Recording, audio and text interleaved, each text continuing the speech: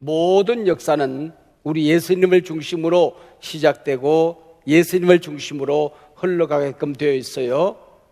금년이 2019년이죠. 이제 한 일주일 좀 지나면은 2020년이 됩니다. 그게 무슨 뜻일까요? 예수님이 이 땅에 오신 지 아노 도미니, 예수님이 오신 지 2020년이 되었다, 그런 얘기입니다. 예수님 오시기 이전은 BC 그래요. Before Christ. 예수님이 오시기 전, 몇 년 전, 이런 뜻입니다. 그래서 역사는 history, his story, 예수님의 이야기입니다. 이 성경을 보면 구약 성경이 있고 복음서가 있고 신약 성경이 있어요. 구약 성경은 예수님 오신단다, 그 얘기예요. 복음서는 예수님이 오셨다, 기쁜 소식이에요. 그래서 복음, 기쁜 소식을 기록한 책이다, 그런 얘기입니다. 그리고 신약 성경은 예수님 다시 오신다, 그 얘기로 가득 차 있습니다. 그래서 예수님이 이 땅에 오시는 족보가 구약에도 있고 신약에도 기록이 되어져 있어요. 구약 성경에 보면 누구는 몇 살에 죽었다, 누구는 몇 살에 죽었다, 죽었다는 얘기로 꽉 차 있습니다. 모든 사람이 죄를 범하여서 우리 모든 사람은 죽게끔 되어 있어요. 하나님 나라에 갈 수가 없었습니다. 이 문제를 해결하기 위하여 예수님이 이 땅에 오셨거든요. 예수님이 오신 다음에는 죽었다는 얘기가 별로 없어요.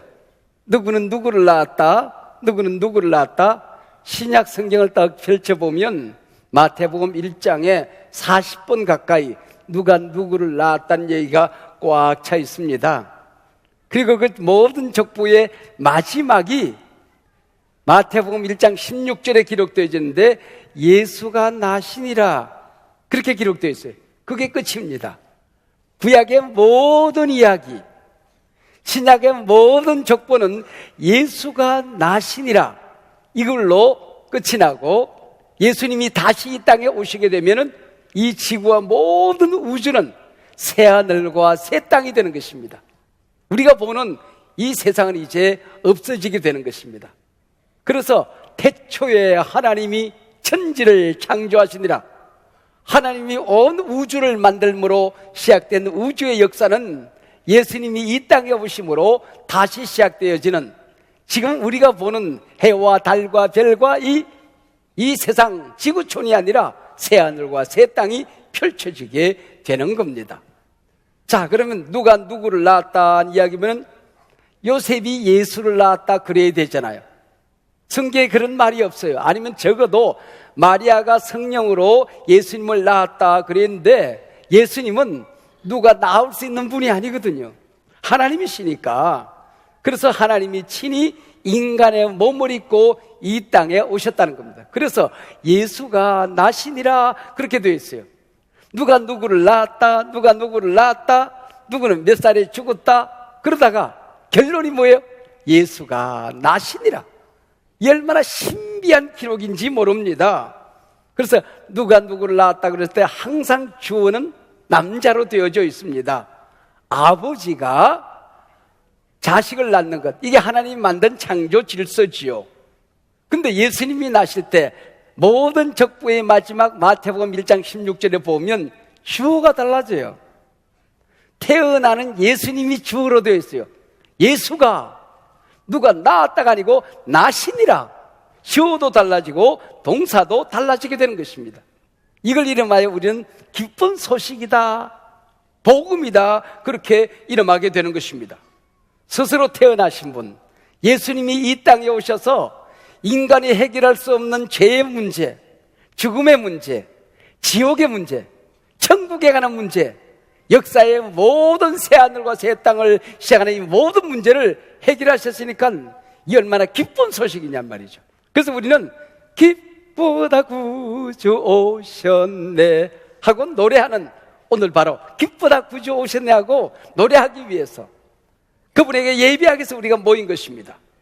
모든 인류는, 모든 사람은 남자와 여자가 결혼하여 그 결혼 관계를 통하여 이 땅에 자식이 태어나는 겁니다. 그러나 예수님은 하나님이시기 때문에 여자의 몸을 빌려서 사람의 몸을 입으시고 친히 이 땅에 오신 것입니다. 이걸 동정녀 탄생이라, 남자의 몸을 빌리지 않고 여자의 몸을 빌려서 이 땅에 예수님이 태어나게 되는 것입니다. 이 일은 예수님 이전에 수없는 역사 속에 없었던 일이에요. 예수님 이후에도 앞으로 어떤 일이 있어도 이런 일은 있을 수가 없는 것입니다. 이 놀라운 사실을 우리가 믿으면 오늘 우리 가운데 놀라운 일이 일어나게 되는 것입니다. 신비한 일이 일어나게 되는 것입니다. 여러분, 예수님은 하나님이심을 믿으셔야 됩니다. 예수님은 하나님이십니다. 그분은 우리를 구원하기 위하여 이 땅에 오셨습니다. 누구든지 저를 믿으면 우리는 구원을 받게 되는 것입니다. 예수님이 말구에 오셨듯이 오늘 우리 각자의 마음을, 우리 삶을, 우리 자신을 예수님이 오시는 말구유로 내어드리는 것입니다. 내어드리면 예수님이 거기 오시는 거예요. 그러나 오늘 예수님이 이 땅에 오셨지만 예수님을 영접하지 않으면 그는 심판입니다. 그래서 마지막 날 천군 천사들과 함께 예수님이 오실 때에 예수님으로부터 버림받는, 기쁘다 구주 오신 내가 아닙니다. 슬프도다, 예수가 오셨단다, 우리 큰일 났다. 이 날이 바로 오늘 크리스마스입니다. 오늘 목사님이 누가복음 2장의 말씀을 읽어드렸어요. 우리가 살고 있는 역사 속에 지구촌에 예수님이 어떻게 오시게 되었는가 하는 것을 한 중동의 역사를 통하여 우리에게 기록하고 있는 것입니다. 그래서 누가복음 2장 제일 펼치면은 그때에 가이사 아구스도가 모든 백성을 호적을 신고하라고 명령합니다. 가이사 아구스도, 우리가 역사책에서 배운 줄리어스 시저의 조카입니다. 이 줄리어스 시저가 아들이 없었어요.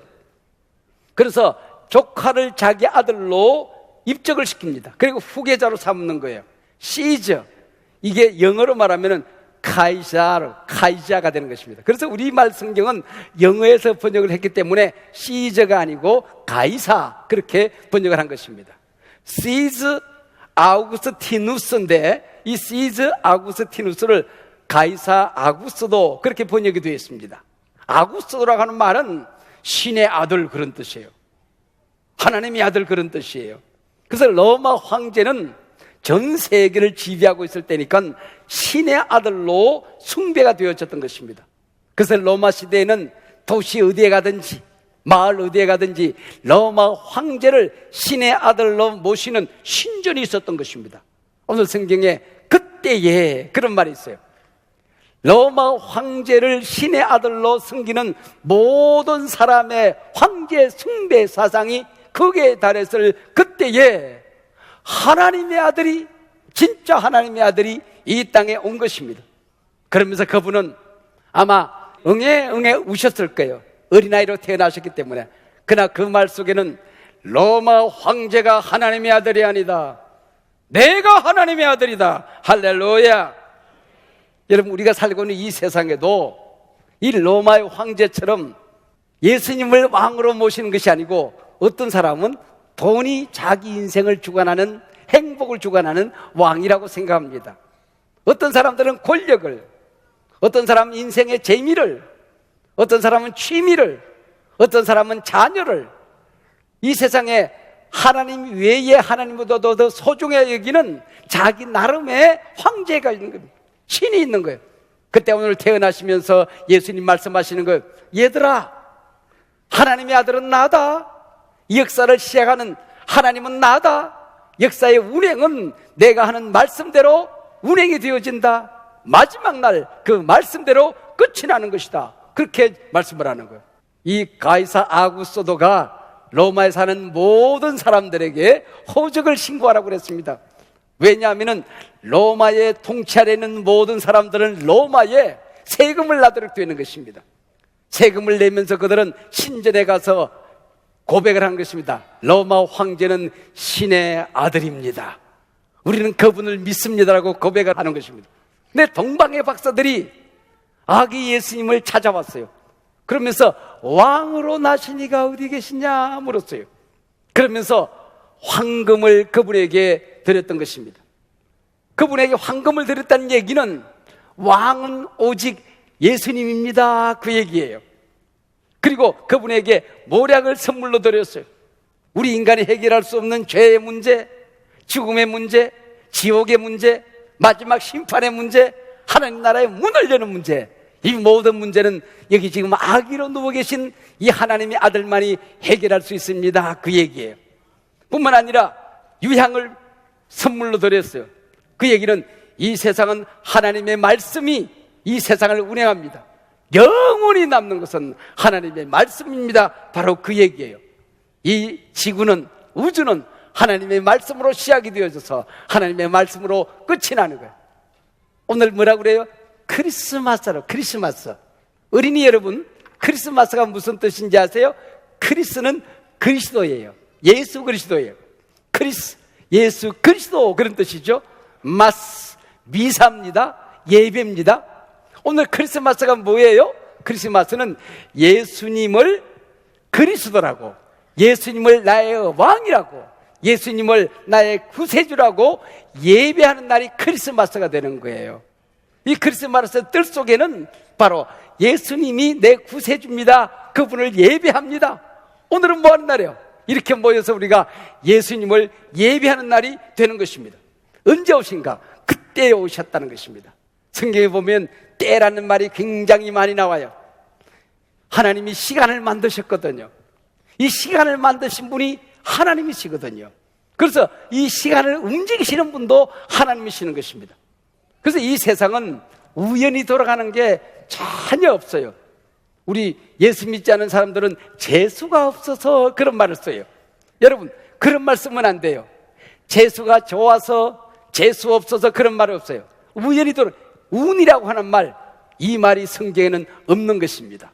예수 믿지 않은 사람들은 운명에 의하여 끌려 산다고 생각해요.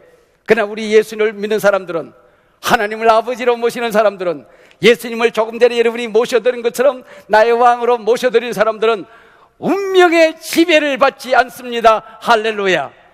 운명을 짓밟고 삽니다. 할렐루야.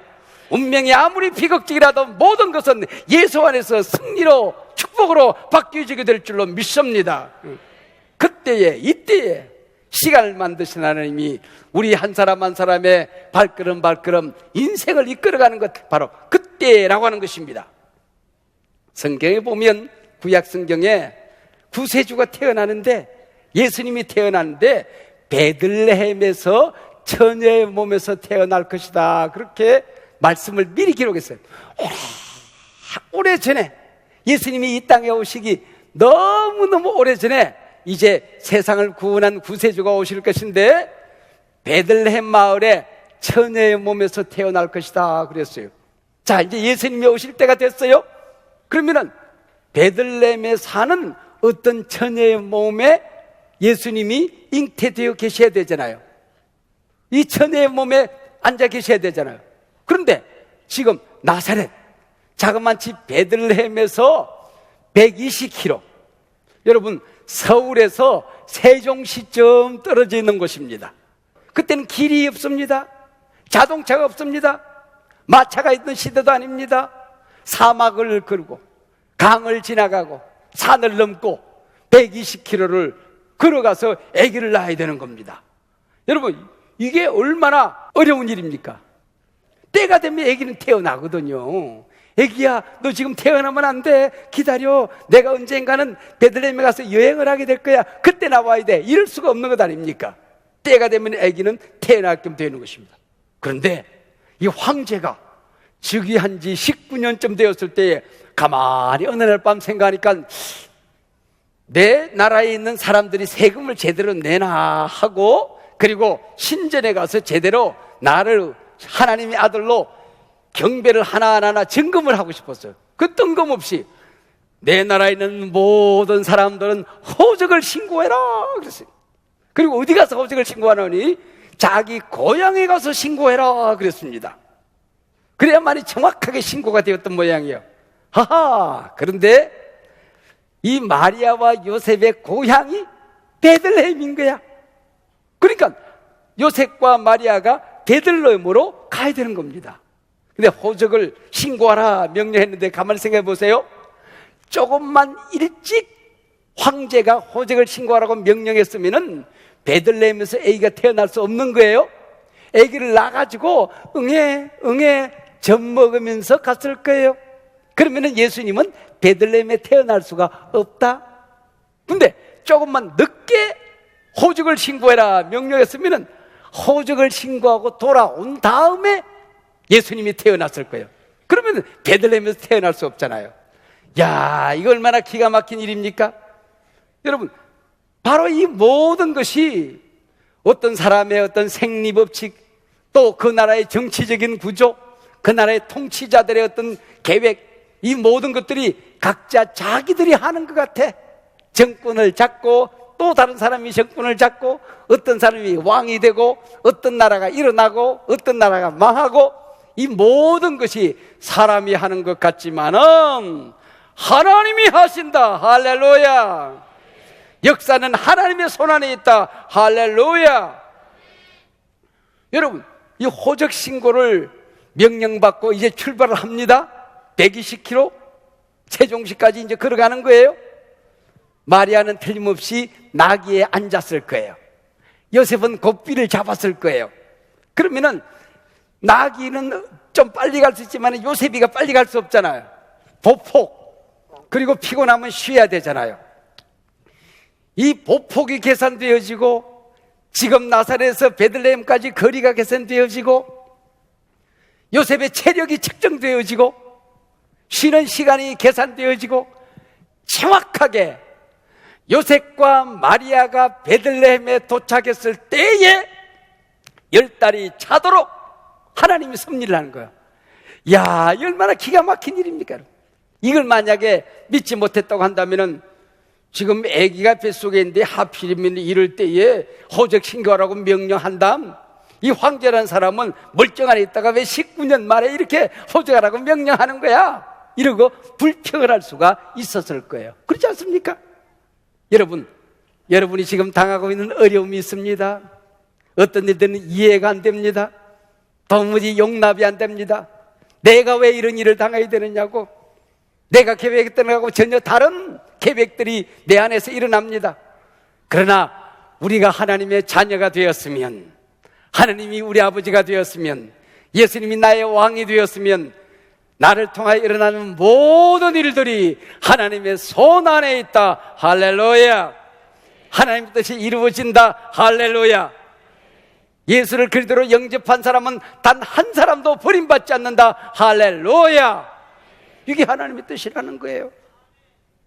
우리 아버지는 6.25에 인천 상륙작전에 출전하셨다가 적탄의 오른쪽 옆구리에 총을 맞으셨잖아요. 근데 어느 날 갑자기 내가 가만히 생각하니까 아버지가 후송되어져서 집에 돌아와 계시는 동안에 제가 태어났어요. 내가 딱 태어나자마자 며칠 있다가 휴전 협정이 딱 끝났어요. 내가 안 태어났으면 큰일 날 뻔했어요. 내가 태어나고 있다가 며칠 있다가 휴전 협정이 된 거거든요. 근데 우리 아버지가 옆구리에 총을 맞아서 집에 와서 계시는 동안에 그래도 나를 낳았던 게 우리 아버지가 이 세상에 와서 했던 일 가운데 가장 잘한 거야. 나를 낳았으니까. 근데 만약에 한 뼘만 위로 맞으셨으면 심장을 통과해서 아버지는 그 자리에서 돌아가셨어요. 한 뼘만 우리 아버지가 총이 밑으로 맞았으면 하체가 끊어져서 하체가 마비되어져서 나는 이 세상에 태어나지 않았어요.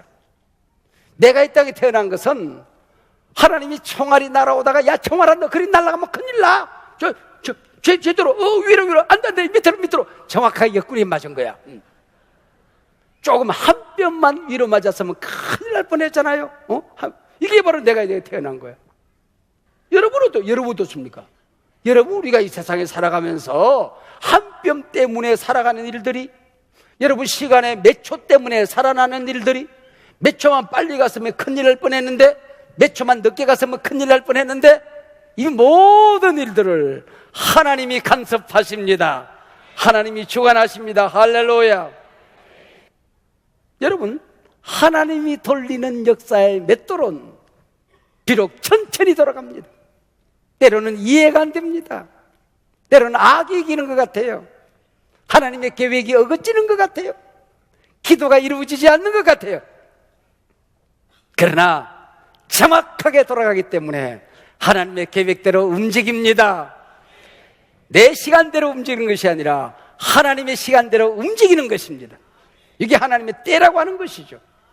여러분, 예수를 믿으면 여러분 삶 속에 기적이 일어납니다.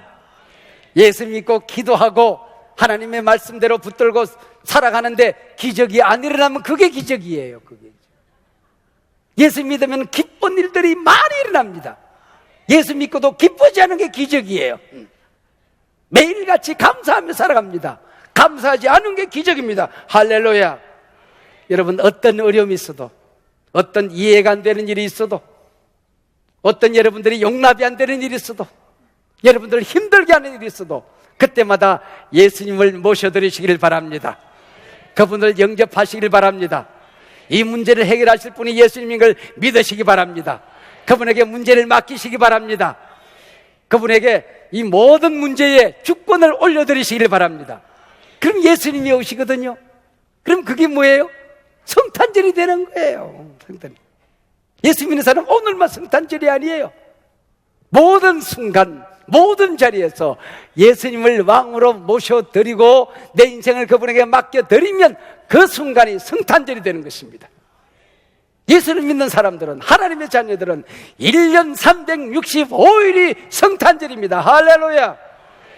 그래서 우리는 오늘만 기쁘다 구주 오셨네를 부르는 것이 아니라 우리는 매일같이 기쁘다 구주 오셨네 만백성 맞으라 하고 우리는 매일같이 성탄절을, 크리스마스, 예수 그리스도에게 경배하는 삶을, 예수 그리스도에게 주권을 돌리는 삶을, 예수 그리스도를 예배하는 삶을 살게 되는 것입니다. 할렐루야. 예수님이 나시면 그날이 성탄절이지 뭐. 여러분, 오늘 참석하신 우리 모든 성도님들, 오늘 처음 한성함께 발을 들이는 모든 분들도 예수님이 여러분의 마음속에 태어나는, 여러분의 삶을 예수님이 오시는 구유로 내어드리는, 여러분의 인생을 그분 왕에게 맡겨드리는 귀한 시간이 되시길 바랍니다. 오늘이 내 인생의 마지막 날이라고 할지라도 여러분 천국에서 눈을 뜨게 될 줄로 믿습니다. 오늘이 지구의 정말 끝자락이 된다고 할지라도, 예수님이 재림한다고 할지라도 여러분은 천국으로 벨리움 받게 될 줄로 믿습니다. 그게 크리스마스예요. 크리스마스. 여러분, 예수님이 내 삶 속에 태어나는 날이 크리스마스가 되는 것입니다. 예수 믿는 사람들은 고난 가운데도 예수님을 모셔드립니다. 기쁜 일이 있어도 예수님을 모셔드리는 것입니다. 이해가 안 되는 일이 있어도 나는 이해가 안 되지만 이 모든 일들이 하나님의 손 안에서 이루어지게 될 것이다. 아무리 고통스러워도 이 또한 지나가리라. 넘어져도 나는 반드시 일어난다.